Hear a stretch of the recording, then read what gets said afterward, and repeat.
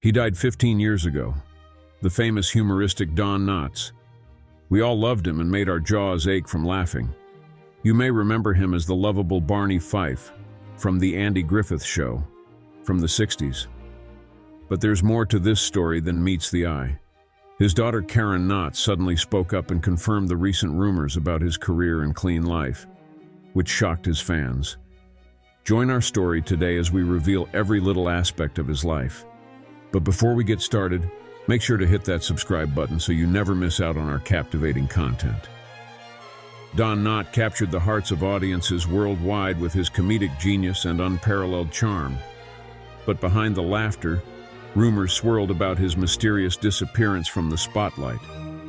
For 15 long years, fans speculated about his whereabouts and well-being. Don Knotts was a beloved comedic actor best known for his part of Deputy Sheriff Barney Fife on The Andy Griffith Show and his role of Ralph Furley on the sitcom Three's Company. The actor was cracking jokes up until his final breath. Here's what he was sick with, how he died, his career, and his net worth at the time of his death. The Barney Fife actor died on February 24, 2006, at Cedars-Sinai Medical Center in Los Angeles, California. He died from pulmonary and respiratory complications as a result of lung cancer. His family and his old friend and co-star Andy Griffith were with him when he died. Knotts' heart had stopped when he was in the ambulance that was taking him to the hospital. Paramedics revived him on the way, but by the time the family and Griffith got to the medical center, everyone knew there wasn't much time left. Shortly after Knotts' death, Griffith spoke to Larry King on Larry King Live about the night his friend died. "He died at 11 o'clock, he said. "I believe that's right. I was with him until 6 gone or 6:30, I guess, and he couldn't respond, but I did. I was able to tell him I loved him, and I asked him to breathe, keep breathing, Jess." His name was Jesse, and he never liked that name, but he let me know at one time, and I always called him Jess. Knott's daughter Karen told Closer Weekly that her father was cracking jokes even on his deathbed. She told to a magazine that anyone who knew her father wouldn't be surprised by her shocking response. "Here's the thing about my dad," she explained. "He had this funniness that was just completely insanely natural. When he was dying, he was making us laugh in hysterics. He was literally dying, but he did something or said something that caused my stepmother and me to go into fits of laughter, which is why I ran out. I thought to myself, I don't want to be standing there in front of this man, my dearly beloved father, who's dying, and laughing." But Karen does have one regret about one of her final moments with the celebrated comedian. "I was telling this story to Howard Storm, who's a director, and he said, 'You should have stayed and laughed out loud,' she said. 'That's what comedians live for.' He was right. I should have just stood there and blasted out laughing." Karen insisted that Knotts, who enjoyed a successful half-century acting career that included 7 television shows and more than 25 films, along with 5 Emmy Awards just from The Andy Griffith Show alone, never lost his sense of humor despite his difficult childhood. The magazine revealed Knotts was born in West Virginia to a mother who was 40 at the time and a father who suffered from both schizophrenia and alcoholism. Growing up, his father would reportedly hold a knife to Knotts' neck and threaten him. "My dad was very burdened down by all these problems," said Karen. "He had problems with his father and an older brother who tormented him because they were alcoholics. When his father passed, he was 13 years old. At that point, that burden, that huge burden, lifted off him, and he became old enough that he was able to get the other brother under control, so he was no longer terrorized at home." Knotts eventually spent years in therapy, but also found solace in entertaining. When he served in the U.S. Army from 1943 to 1946, he participated in a variety show that toured the Pacific. He saw ventriloquism as a way for him to get out of his impoverished surroundings, said Karen. And when he later took on the iconic role of Fife on The Andy Griffith Show in 1960, he happily immersed himself in the workload. "We didn't see him a lot because he worked 10-12 hours a day," said Karen. "And when he was home, he was always holed up in his room working on his lines and stuff like that. At that time, we kids were pretty young, and he confided whatever he was feeling about working on the show to my mom. I remember watching and listening to him rehearse. He asked me to run lines. At the time, I already knew I wanted to act, so I would try to act it out, and he'd say, 'No, no, no.' Just give me the lines straight. No inflection. Nothing. Otherwise you throw me off.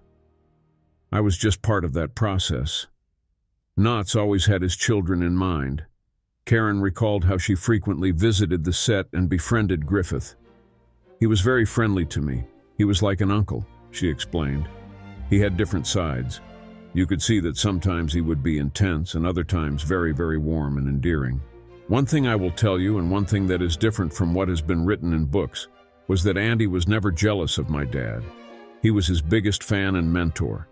Everything later he was in, he wanted to get my dad in too. He was in my dad's corner.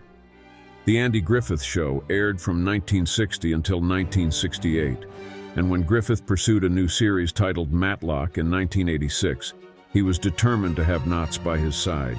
Even when he was on Matlock and my dad wasn't working at the time, he went to producers and said, "I want Don Knott on the show," claimed Karen. They said, "No, this is a dramatic show. There's no part for a character comedian." He kept fighting and fighting, and then they put him on, but they didn't want to pay him much. Andy went to the mat and fought with them on that. They gave him not really what he should have gotten, but at least a decent salary. Knott appeared on Matlock from 1988 until 1992. The series came to an end in 1995. But Knott never forgot about his horrific past. Karen shared he spent years in therapy. He was mercurial, she said. He had a lot of different kinds of moods. He fought a lot of depression, and I helped him, or thought I did, because I could see how he had this endless loop of thought that would always lead to a downward spiral. I would try to break through that and was like Pollyanna, pointing out the positives. Of course, I couldn't do much. I was a kid. He got a great psychiatrist named Duke Renneker. Duke was able to help him a lot. By the end, he had overcome everything that was down in his life. I felt really, really proud of him for all the work that he put into being a happy person. And the truth is, he loved people. And despite getting older, Knott was determined to pursue his passion to entertain. His last credited role was in 2006 for voicing a deputy bloodhound named Sniffer in Air Buddies. He was also a very loving father, said Karen. He didn't like to go out and do things like you picture most fathers going out and doing, outdoorsy stuff, because he was a very internal kind of person. He liked to tell stories and talk. We talked about show business a lot. He was a showbiz person. When Knott was 80, he developed pulmonary fibrosis and quickly learned he had lung cancer. At the time, he was still working.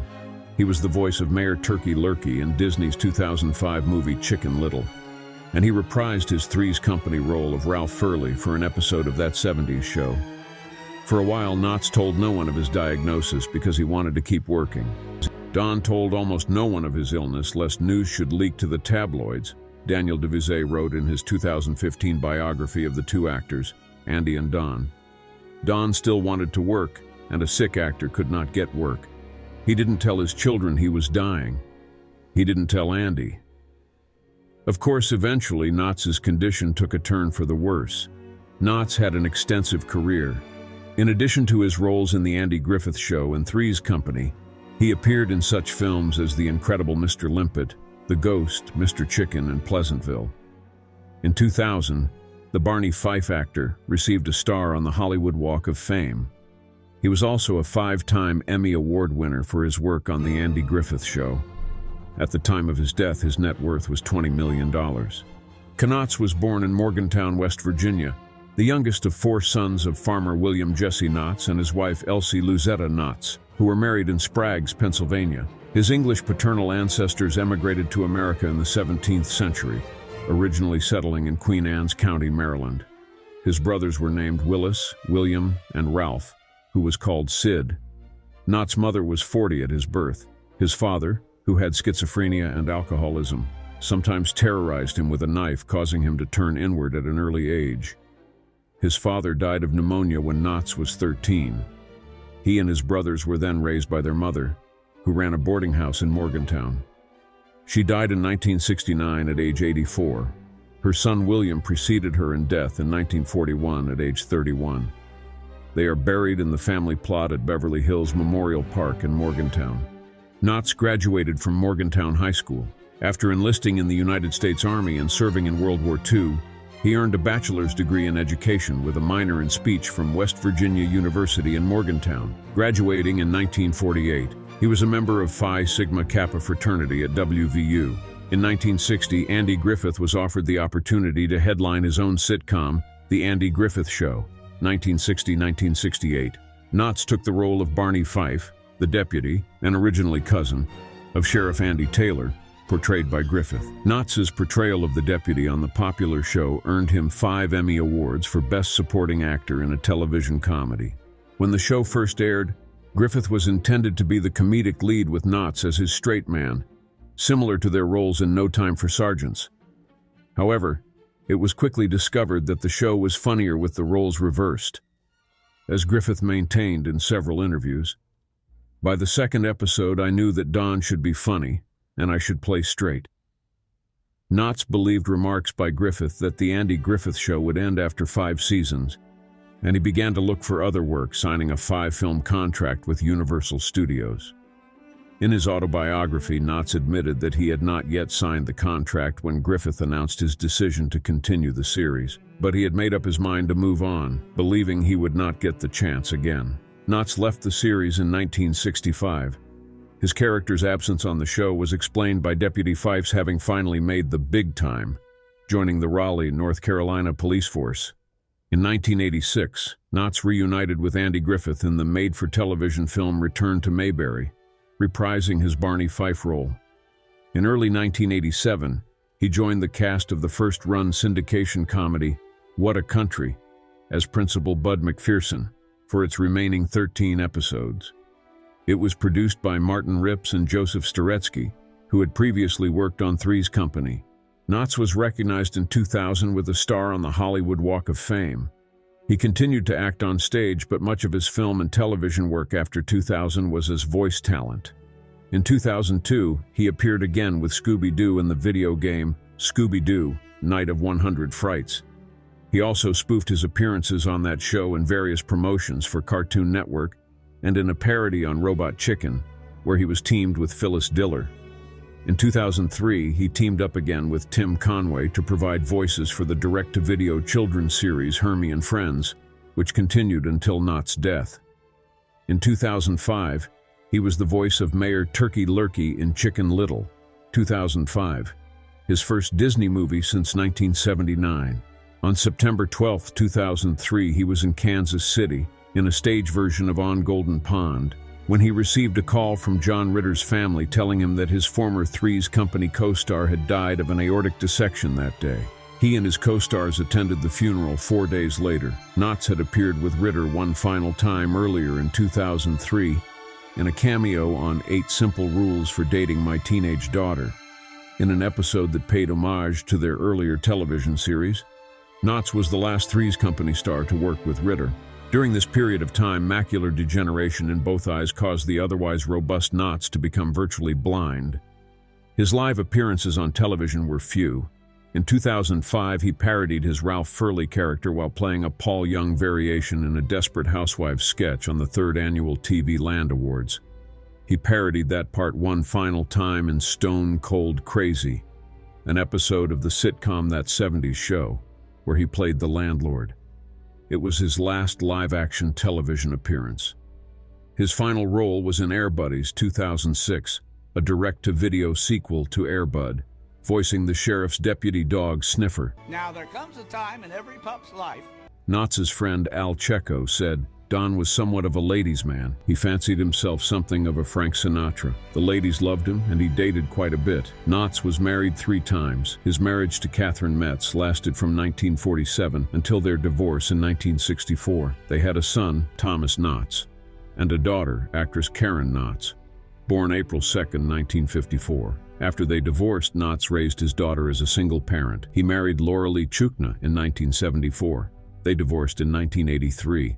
His 3rd marriage was to Frances Yarborough from 2002 until his death in 2006. Knott struggled with hypochondria and macular degeneration. Betty Lynn, one of his co-stars on The Andy Griffith Show, described him as a very quiet man, very sweet, nothing like Barney Fife. TV writer Mark Evanier called him the most beloved person in all of show business. Knott died at age 81 on February 24, 2006. at the Cedars-Sinai Medical Center in Los Angeles from pulmonary and respiratory complications of pneumonia related to lung cancer. He underwent treatment at Cedars-Sinai Medical Center in the months before his death, but returned home after reportedly feeling better.